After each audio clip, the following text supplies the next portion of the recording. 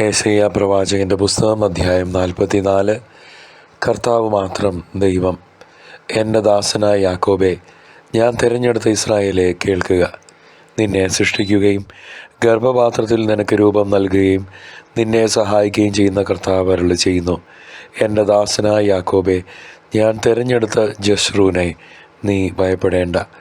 വരണ്ട ഭൂമിയിൽ ജലവും ഉണങ്ങിയ നിലത്ത് അരുവികളും ഞാൻ ഒഴുക്കും. നിന്റെ സന്തതികളുടെ മേൽ എൻ്റെ ആത്മാവും നിന്റെ മക്കളുടെ മേൽ എൻ്റെ അനുഗ്രഹവും ഞാൻ വർഷിക്കും. ജലത്തിൽ സസ്യങ്ങളും നദീതീരത്ത് അലരികളും പോലെ അവർ തഴച്ചു വളരും. ഞാൻ കർത്താവിൻ്റേതാണെന്ന് ഒരുവൻ പറയും, മറ്റൊരുവൻ യാക്കോബിൻ്റെ നാമം സ്വീകരിക്കും. മൂന്നാമതൊരുവൻ സ്വന്തം കയ്യിൽ കർത്താവിനുള്ളവൻ എന്ന് മുദ്രണം ചെയ്യുകയും ഇസ്രായേൽ എന്ന പിതൃനാമം സ്വീകരിക്കുകയും ചെയ്യും. ഇസ്രായേലിൻ്റെ രാജാവും രക്ഷകനും സൈന്യങ്ങളുടെ നാഥനുമായ കർത്താവ് അരുളി ചെയ്യുന്നു, ഞാൻ ആദിയും അന്തവുമാണ്. ഞാനല്ലാതെ മറ്റൊരു ദൈവമില്ല. എനിക്ക് സമനായി ആരുണ്ട്? അവൻ അത് ഉദ്ഘോഷിക്കുകയും പ്രഖ്യാപിക്കുകയും തെളിയിക്കുകയും ചെയ്യട്ടെ. വരാനിരിക്കുന്ന കാര്യങ്ങൾ ആദ്യം മുതൽ അറിയിച്ചതാര്? ഇനി എന്ത് സംഭവിക്കുമെന്ന് അവർ പറയട്ടെ. ഭയപ്പെടേണ്ട, ധൈര്യം അവലംബിപ്പിക്കുക. ഞാൻ പണ്ടേ പറയുകയും പ്രഖ്യാപിക്കുകയും ചെയ്തിട്ടില്ലേ? നിങ്ങൾ എൻ്റെ സാക്ഷികളാണ്. ഞാനല്ലാതെ മറ്റൊരു ദൈവമുണ്ടോ? മറ്റൊരു ഉന്നത ശില എൻ്റെ അറിവിലില്ല. വിഗ്രഹം നിർമ്മിക്കുന്നവർ ഒന്നുമല്ല. അവർ സന്തോഷം പ്രദർശിപ്പിക്കുന്ന വസ്തുക്കൾ നിഷ്പ്രയോജനമാണ്. അവരുടെ സാക്ഷികൾ കാണുന്നില്ല, അറിയുന്നുമില്ല. അതുകൊണ്ട് അവർ ലജ്ജിതരാകും. ഒന്നിനും ഉപകരിക്കാത്ത ദേവനെ മെനയുകയോ വിഗ്രഹം വാർക്കുകയോ ചെയ്യുന്നത് ആരാണ്? അവർ ലജ്ജിതരാകും. വിഗ്രഹ നിർമ്മാതാക്കൾ മനുഷ്യർ മാത്രം. അവർ ഒരുമിച്ച് അണിനിരക്കട്ടെ. അവർ ഭയപ്പെടുകയും ലജ്ജിക്കുകയും ചെയ്യും. ഇരുമ്പ് പണിക്കാരൻ തീക്കനലിൽ വെച്ച് പഴുപ്പിച്ച് ചുറ്റിയക്കടിച്ച് അതിന് രൂപം കൊടുക്കുന്നു. അങ്ങനെ തൻ്റെ കരബലം കൊണ്ട് അത് നിർമ്മിക്കുന്നു.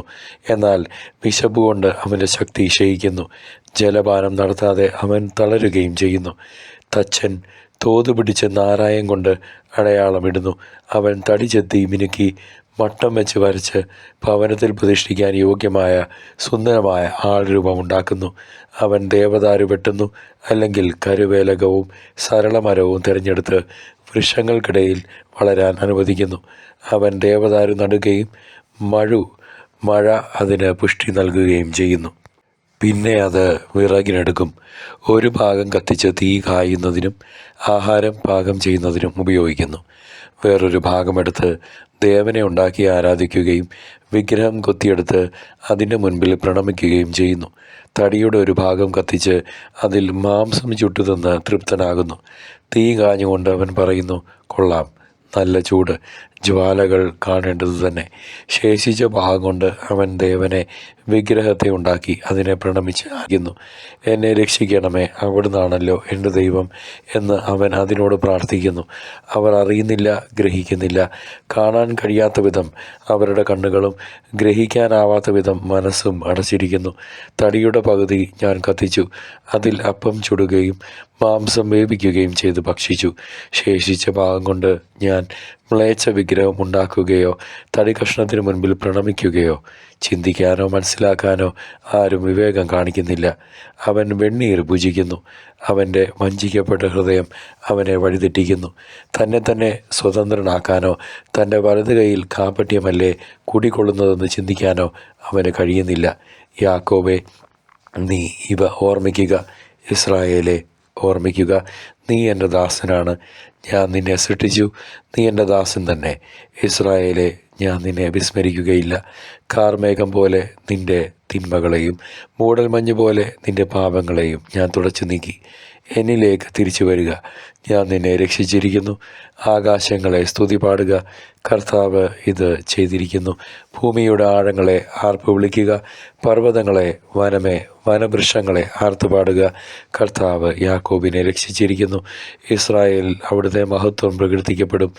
ഗർഭത്തിൽ നിനക്ക് രൂപം നൽകിയ നിന്റെ രക്ഷകനായ കർത്താവ് അരുളി ചെയ്യുന്നു, എല്ലാം സൃഷ്ടിക്കുകയും ആകാശത്തെ വിരിക്കുകയും ഭൂമിയെ വ്യാപിപ്പിക്കുകയും ചെയ്ത കർത്താവ് ഞാനാണ്. ആരുണ്ടായിരുന്നു അപ്പോൾ എന്നോടൊന്നിച്ച്? വ്യാജ പ്രവാചകന്മാരുടെ ശകുനങ്ങളെ അവിടുന്ന് വ്യർത്ഥമാക്കുകയും പ്രശ്നം വയ്ക്കുന്നവരെ വിഡ്ഢികളാക്കുകയും ചെയ്യുന്നു.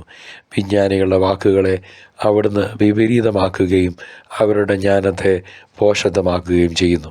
അവിടുന്ന് തൻ്റെ ദാസരുടെ വാക്കുകൾ ഉറപ്പിക്കുകയും ദൂതരുടെ ഉപദേശങ്ങൾ നിവർത്തിക്കുകയും ചെയ്യുന്നു.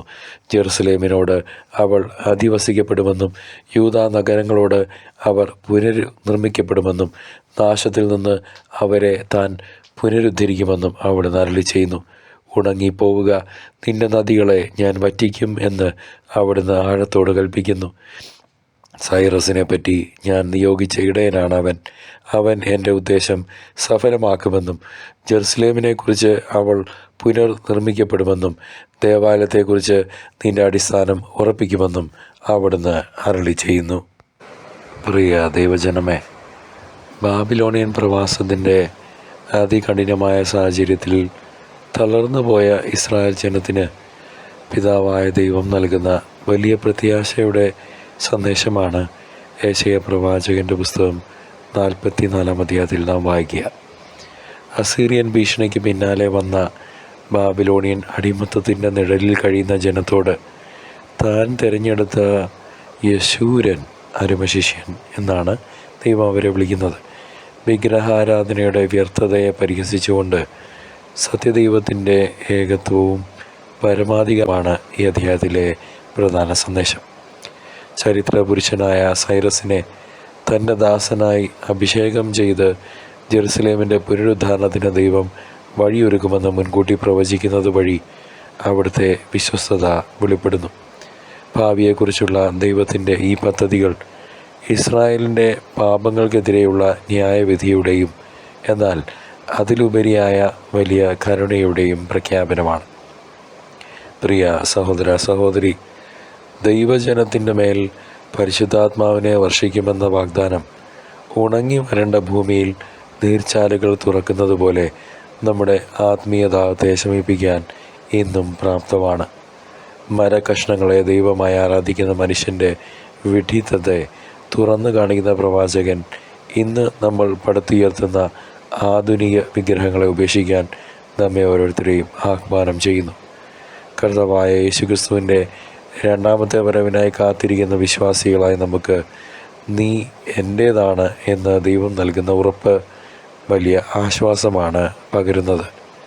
പാപത്തിൻ്റെ കറകൾ മഞ്ഞുപോലെ മായ്ച്ചു കളയുന്ന ദൈവത്തിൻ്റെ കൃപ അനുതാപത്തിലൂടെ പുതിയൊരു ജീവിതത്തിലേക്ക് പ്രവേശിക്കാൻ നമ്മെ ഓരോരുത്തരെയും ശക്തിപ്പെടുത്തുന്നു. ലോകത്തിൻ്റെ വെല്ലുവിളികൾക്ക് നടുവിലും പതറാതെ നിൽക്കാൻ തൻ്റെ മക്കളെ പേരെടുത്ത് വിളിക്കുന്ന ദൈവത്തിൻ്റെ ശബ്ദം ഈ അധ്യായത്തിലൂടെ നമ്മോട് സംവദിക്കുന്നു. യെശയ്യാ പ്രവാചകൻ്റെ പുസ്തകം 44-ാം അധ്യായം 6-ൽ നാം വായിക്കുന്നു, ഞാൻ ആദിയും അന്തവുമാണ്, പിതാവും പുത്രനും പരിശുദ്ധാത്മാവും ഒന്നാണ് എന്നുള്ളതിൻ്റെ വേറൊരു തെളിവാണ്.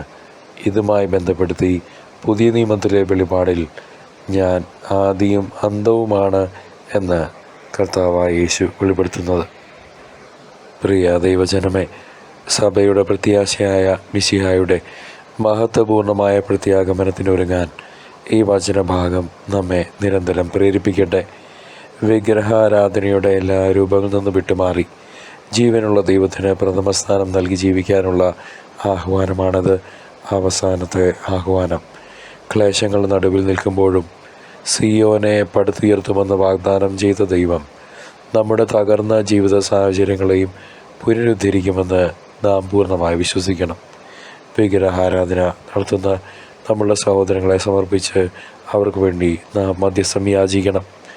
ദൈവത്തിൻ്റെ അനന്തമായ കരുണയിലും സ്നേഹത്തിലും അഭയം പ്രാപിച്ച് അവിടുത്തെ വഴികളിലൂടെ നടക്കാൻ നാം സന്നദ്ധരാകേണ്ടതുണ്ട്. ഇത് അന്ത്യകാല ആഹ്വാനമാണ്.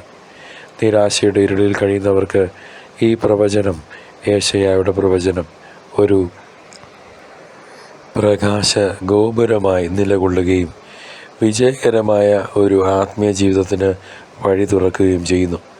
സർവശക്തനായ ദൈവം നിങ്ങളെയും നിങ്ങളുടെ കുടുംബങ്ങളെയും നിങ്ങളുടെ ജീവിത സാഹചര്യങ്ങളെയും തൻ്റെ തിരുക്കുമാരൻ്റെ രക്തത്തിൽ കഴുകി വിശുദ്ധീകരിച്ച് പരിശുദ്ധാത്മാഭിഷേകത്താൽ നിറയ്ക്കട്ടെ, ഇപ്പോഴും എപ്പോഴും എന്നേക്കും. ആമീൻ. എൻ്റെ സ്വരം കർത്താവിനെ സമർപ്പിക്കുന്നു. എനിക്ക് വേണ്ടി, എൻ്റെ ആരോഗ്യത്തിന് വേണ്ടി നിങ്ങളോട് ഞാൻ പ്രാർത്ഥന സഹായം അപേക്ഷിക്കുകയാണ്. ദൈവം നിങ്ങളെ സമൃദ്ധമായി അനുഗ്രഹിക്കട്ടെ. ഞാൻ നിങ്ങൾക്ക് വേണ്ടി എപ്പോഴും പ്രാർത്ഥിക്കുന്നു എന്ന് ഉറപ്പു തരുന്നു.